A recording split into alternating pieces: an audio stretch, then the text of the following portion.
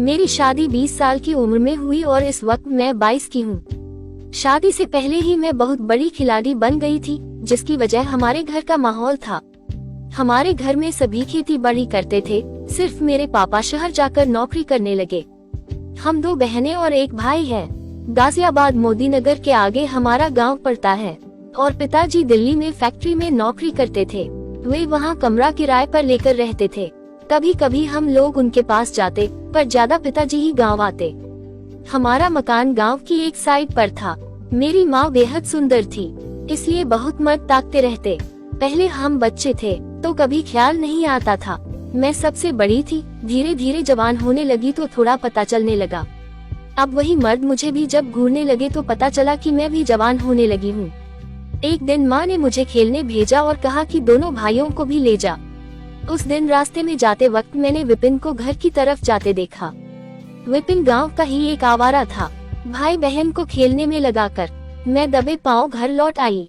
कुंडी लगी थी, पर भैंसों के तबेले से दीवार कूद मैं धीरे से अंदर गई और दबे पांव कमरे की दीवार से देखा तो दंग सी रह गई। मेरी माँ खुली किताब बंद कर बिस्तर पर बिखरी पड़ी थी। विपिन खड़ा अपना जादुई डंडा सहलाता हुआ बोला, जाने मन, देख मेरा शेर कैसे भूखा तुझे देख रहा है। पहली बार जादुई डंडा देख मुझे अजीब सा हुआ। उसने हिलाते हुए कहा, आजा मेरी जाना। माँ भी कम से अंगड़ाई लेती हुई चिड़िया के घोंसले को उंगली से मसलती हुई बोली, यह भी कई दिन से तीतर का इंतजार कर रहा है। माँ आगे बढ़ी, जादुई डंडे को पकड़ खींच लिया और उस पर टूट पड़ी। मुंह में डालकर गन्ना चूसने लगी। मुझे बहुत अजीब सा लगा। मेरी माँ पागलों की तरह गन्ना चूसने लगी और विपिन भी पागल सा होकर 6 से 9 तक आ पहुँचा। माँ गन्ना चूस रही थी और विपिन जलेबी चाट रहा था। यह अजीब खेल देख मुझे नहीं मालूम पड़ा कब मेरा हाथ जलेबी में चला गया। आखिर मैं भी जवान हो चुकी थी और यहाँ भी जलेबी चासनी छोड़ने लगी। सब कुछ भूल मैं उनकी प्रेमलीला देखने लगी। हल्के हाथों से अपनी थैली में रखे कच्चे आम दबाने लगी। मेरा पूरा ध्यान उन पर ही था, न पीछे देखा न इधर उधर। माँ ने अपनी मशीन खोली और विपिन को कहा, डाल दे इसमें गन्ना। और विपिन ने मशीन के अंदर मोटा गन्ना घुसा दिया। मैं पागल हुए जा रही थी। विपिन का गन्ना मशीन के अंदर बाहर आता जाता देख कुछ कुछ होने लगा और मैं जलेबी को रगड़ने लगी। तभी किसी ने पीछे से मेरे कंधे पर हाथ रख दिया। मैं डर गई। मुड़कर देखा तो हमारे खेतों में काम में मदद करने वाले पूरन काका खड़े थे, जिनको काका ही बुलाती थी। शायद वो भी माँ की पूजाई के चक्कर में वहाँ आए थे। मेरे मुंह पर हाथ रखते हुए काका ने मुझे पीछे खींचा और तबेले की तरफ ले गए। क्या कर रही थी मेरी लाडो? कुछ नहीं काका, कुछ नहीं, मुझे खेलने जाना है। रुक जा पूजा, जानेगी नहीं क्या चल रहा अंदर? नहीं काका, जाने दो मुझे। काका ने मुझे पकड़ लिया। मैं कसमसाई। काका ने थैली में कैद छोटे छोटे आमों को मसला। मैं सिसकार उठी, उफ पूजा, जल्दी तुम अपनी माँ को पीछे छोड़ दोगी। काका, मुझे जाने दो न। हालांकि मुझे मजा आ रहा था, पर लाजवश मैं जाने को कह रही थी। काका ने और कस के पकड़ लिया और बोले, पूजा मजा आ रहा था क्या तुझे अपनी माँ को पूछती देख के? मैं बोली, काका मुझे जाने दो। पर काका मुझे कहाँ छोड़ने वाले थे। उन्होंने अधर श्रृंगार शुरू कर दिया। नीचे का पर्दा हटाकर मधुमक्खी के छत्ते में हाथ डाल दिया। अजीब सी सरसराहट मेरे बदन में लगी होने। मैं मीठी मीठी आहें भरने लगी। मेरे सामने विपिन और माँ का सीन घूमने लगा था। काका, कोई आ जाएगा, छोड़िए मुझे। पूजा रानी, तुम बहुत बड़ी खिलाड़ी बनोगी, लिखवा लो। कहकर काका ने मधुमक्खी के छत्ता खुला कर दिया और बीच में बैठ गए और जबान से मधु चाटना शुरू कर दिया। मैं कसमसाए और आनंद में गोते खाने लगी। कहाँ तेरी माँ की पुरानी चाशनी से बोर हो गया था मैं। अब ये ताज़ा घोंसला देखकर तो मजा आ गया पूजा रानी। जैसे ही जीप छत्ते में घूमने लगी, मैं काका के सर को पकड़ छत्ते में दबाने लगी। ओ काका, कोई आ जाएगा, अभी छोड़ दो काका। छोटा छोटी मुझे वहाँ ना देख, घर आ जाएंगे, माँ गुस्सा करेगी। उफ पूजा, एक बार गन्ना चूस के रस निकाल दे, बस हल्का कर दे जल्दी जल्दी। काका ने मोटा गन्ना निकाल लिया और उसको जैसे छत्ते पर रगड़ा। मैं पागल होने लगी। काका, नहीं नहीं। तो काका बोले, नहीं डालूंगा, अभी जल्दी मुंह खोल। जैसे ही मैंने मुंह खोला, काका ने गन्ना मुंह में घुसा दिया। मेरी आंखों के सामने माँ का चेहरा आ गया।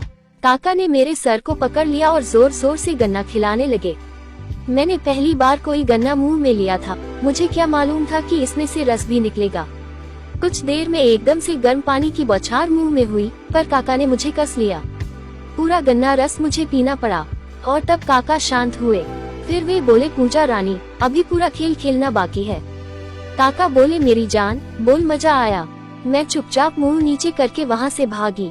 छोटा छोटी के पास गई और वहाँ चुपचाप बैठ सब घटना के बारे सोचने लगी। घर लौटी देखा कि माँ बहुत खिली हुई घूम रही थी। आखिर उसकी की खुजली विपिन ने मिटाई थी और मुझे बार बार काका का जादुई डंडा दिख रहा था। याद कर अजीब सी सिरहन होने लगती। रात को भी मुझे कहाँ नींद आने वाली थी। रह रह कर काका का स्पर्श याद आने लगा। जो गन्ना चूसा वो याद आने लगा। मैं फिर से तानपुरा छेड़ने लगी और हल्के हल्के संतरे टटोलने लगी। मुझे इंतजार सा हो रहा था। मैं सोच में पड़ गई कि अब काका क्या करेंगे। क्या वो घोंसले में भी तीतर घुसा देंगे? पर कब घुसाएंगे? उस दिन के बाद मेरी जिंदगी में बदलाव सा आ गया। मैं अपनी भरपूर जवानी को महसूस करने लगी। वो स्पर्श पाकर मेरे शरीर में बदलाव से महसूस होने लगे। जब भी मेरा ख्याल उस दिन के वाकये पर जाता, मैं गुस्लखाने में जाकर अपना बदन निहारने लगती और अपना हाथ जगन्नाथ करने लगती। काका मुझे जब भी देखते, मैं चेहरा झुका लेती। उनको मौका ही नहीं मिल रहा था दबोचने का। अब जब मैं गांव के लड़कों को देखती तो अलग नजर से देखती। मेरे स्वभाव में बदलाव से लड़के भी मुझ पे नजर टिकाने लगे। और आखिर एक दिन वो आया। अचानक से ही वो दिन आ गया। माँ छोटा और छोटी को लेकर नानी के पास गई। मुझे बोलकर गई, आज तुम स्कूल नहीं जाओगी, घर रहना और खेतों में जो काम कर रहे हैं उनको चाय पानी बना कर देना। मैं अकेली थी घर पर। बहुत गर्मी थी उस दिन। माँ को शाम को घर लौटना था। दोपहर को चाय बनाकर मैं खेतों में देने चली गई।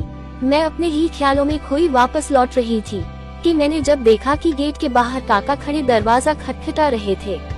मैंने पीछे जाकर कहा, काका कोई नहीं है, माँ नानी के गांव गई है। काका की नजर ही बदल गई। वो मुस्कुराने लगे और बोले, दरवाजा तो खोल पूजा रानी, बहुत गर्मी है, कोई शिकंजवी ही पिला दे। मैं बोली, काका मैं अकेली हूँ, आप शाम को आना। अरे खोल ना दरवाजा। जैसे मैंने दरवाजा खोला, काका लपक कर अंदर घुस गए और दरवाजा बंद कर दिया। आजा मेरी पूजा रानी। नहीं काका, आप बहुत बड़े हो मेरे से, मैं आपकी बच्ची जैसी हूँ। ये सब मैं बोल तो गई पर मन में यही था कि काका मुझे अभी दबोच कर मसल दें। अरे चुप कर पूजा रानी, इश्क उम्र नहीं देखता। काका कोई आ जाएगा। अरे रानी, इतनी गर्मी में कौन गांव की धूल छानेगा। कह काका ने मुझे बाहों में उठा लिया और सीधा कमरे में ले गए। उफ पूजा रानी, आज जी भर कर प्यार करूंगा, कली से फूल बना दूंगा, बहुत मजा दूंगा तुझे। काका सब जगह होंठों से निशान छापने लगे। बंद थैली खोलकर संतरे निकाल लिए और खेलने लगे। उनकी हरकत से मेरा खून तेज चलने लगा और मीठी सीतकार मुंह से निकलने लगी। काका किसी पहलवान की तरह कपड़े खोल दंगल के लिए तैयार हो गए। चौड़ा सीना, घने बाल, बहुत बलवान शरीर था उनका।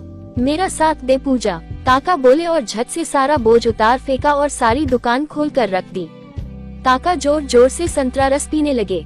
अपने होठों को काटती हुई पहली बार मैं बोली, उफ काका बहुत मजा आता है, उफ ऐसे और करो ना। वो दोनों केले के तनों को खोलकर बीच में आए। प्यार से घोंसले की जुड़ी हुई दीवारों को फैलाकर उस पे तीतर की चोंच को रगड़ा। वो खिलाड़ी था, मालूम था उसे कि नए घोंसले में तीतर बैठेगा तो घोंसले की क्या हालत होगी। मैं बोली, पुरन भेजो ना तीतर को अंदर। काका बोले, तेल ले आ सरसों का।